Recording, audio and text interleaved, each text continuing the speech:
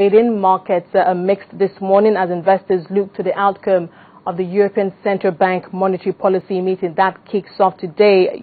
Economists are actually expecting that the central bank will have a rate cut or announce a rate cut of about 25 basis points, bringing the key rate down to 0.5% from 0.75%, where it's been for over 2 years now. Well, fingers crossed on that one. The Paris CAC 40 in France down 0.12%. The Zurich Swiss Market Index in Switzerland down 0.34%. So there's a lot of cautious trading right now at the European markets as investors look to the outcome of that meeting. Let's move over now to Wall Street. Red numbers across the board from Wall Street trading yesterday. Stocks kicked that was the closing bell yesterday on Wall Street. Well, smiling faces, but the numbers were all in the red, led by the Dow Jones Industrial Average, which lost almost 1%. We're looking at losses of almost 1% across the board, with the exception of the Russell 2000, which lost over 2%. Markets kicked off the month of May with a big thud. Market sentiment was dampened by a batch of weaker than expected economic data. Well, all of that overshadowed the Federal Reserve's plan to maintain its stimulus program. The Fed will continue to buy bonds worth over $85 billion every month to support the U.S. economy until unemployment rate falls to below 6.5%, according to the Fed. Well, it did also say that it's prepared to increase or decrease the pace of its asset purchase program to maintain a supportive policy accommodation. So that's what was a driving force yesterday at the American markets. When business money returns, we're still staying with the markets. We'll be looking at the markets in the month of April. We'll also be going back as far as January, looking at all the key highlights, all the events that have defined trading at the Nigerian stock market since the beginning of the year. I'll be talking to Johnson Chukwu when we return. Join us again.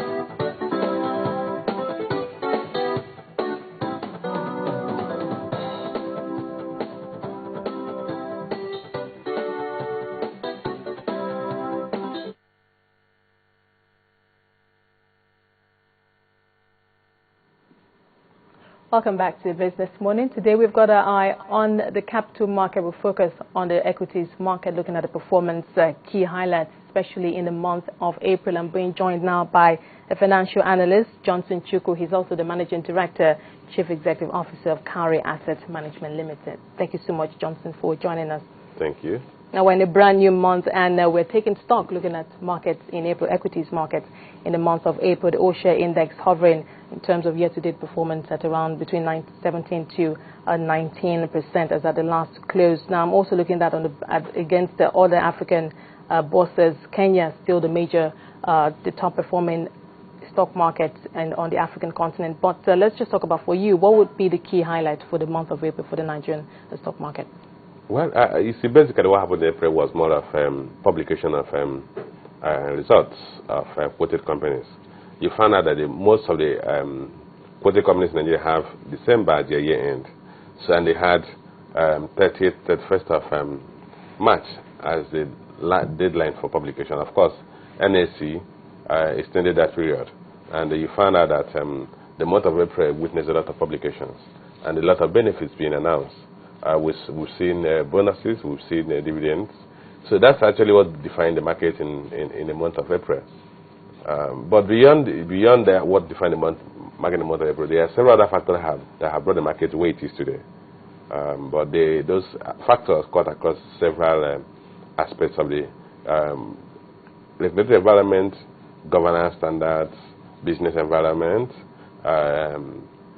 policies that promote investment in both the equities market and the fixed income market. So we have to look at all of it in totality. Okay, let's start with the earnings. We've had a majority from the banks, which investors actually did focus on, some from the consumer goods. But for the banks, how would you describe the bank earnings in general? Most of the numbers, these ones that I saw, were actually encouraging. Absolutely. The bank's earnings in the month of for 2012 were quite impressive. And a lot of them actually declared very good return, benefits to investors. Say, for instance, Zenith is paying 1.1 naira 60 kobo per share. Zenith is, GT is also paying above 1 naira. First Bank just declared 1 naira early this week. So you find out that if you look at the returns from the banks, they were quite impressive. Look at a bank like Fidelity, declared 21 kobo, but that 21 kobo, giving it price of about 2 naira 90 kobo, is almost 8%. Dividend yield.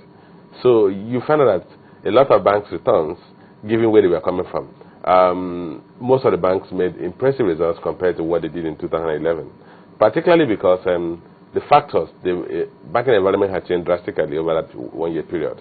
Of course, we know the impact of de-risking the balance sheet of the banks, particularly non-performing loans from those banks' balance sheets, which improved their earnings, return on their assets.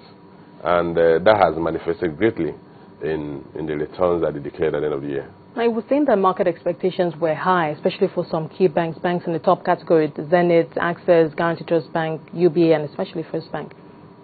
Yes, the expectations were high because even investors realized that those banks were making profit. You looked at their quarterly returns, and the investors expected that they would actually pay benefits to shareholders.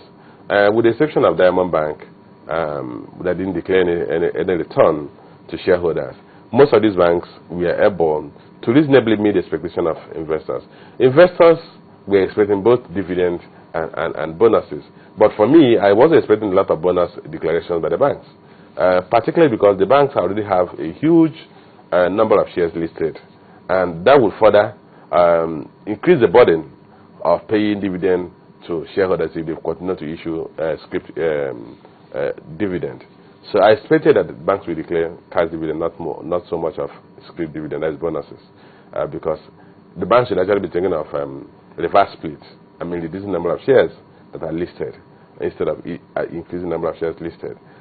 So investors that were expecting dividend bonuses, we are kind of, I think that we had a misplaced expectation. Apart from a few banks like FCMB that declared 1 for 25. Of course, if you also look at the FCMB shares, they are not as huge as the likes of Zenith, the likes of First Bank, the likes of GT Bank. I mean, the number of shares listed. So, but in terms of cash dividend, I think the banks actually made the expectation of shareholders. Now, you talked about FCMB giving us a bonus share of